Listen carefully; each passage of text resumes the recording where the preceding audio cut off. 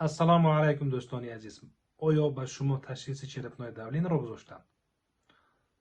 бо эҳтимоли 80-90% гуфта метавонам ки ин ташхиси хато аст. барои чӣ? барои он ки дар аслаш касалии черепнои давленӣ то ин қадар паҳн шудагӣ нест, лекин аз тарафи духтурҳо хеле бисёр гузаронида мешавад ба беморҳо.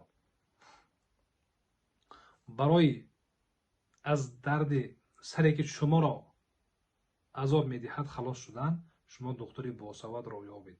аз дигар шаҳру ноҳия бошадам, аз дигар вилоят бошадам, ба пеши ҳамин духтур равед. дарди сарро намудҳояш хеле бисёр.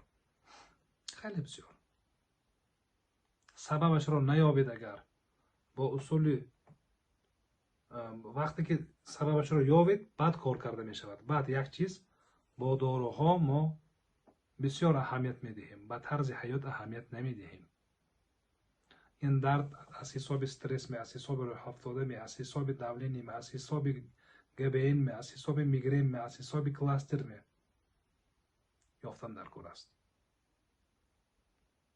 як профессор тафтиш кардагӣ аст ба 100 беморе ки дар як вақти муайян черепнои давленӣ гузаронида буд, тафтиш кунанд, 82 бемор дар аслаш аз дигар касалӣ азият мекашад. фаҳмидед? яъне 100 кас ба 100 кас черепнои давленӣ ташхис гузаронида шудагӣ тамом.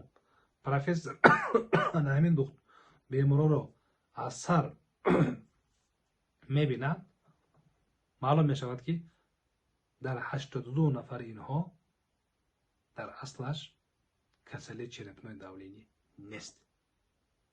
дидед? хатогӣ 82%. барои ҳамин духтури босаводро ёбед. сабабашро бояд ёбад. баъд дорууколи каме бошадам фоида мекунад, ё ин ки доруукол плюс машқ, тарзи ҳаёт, психотерапия, ана ҳамин чизҳо фоида мекунад. раҳмат.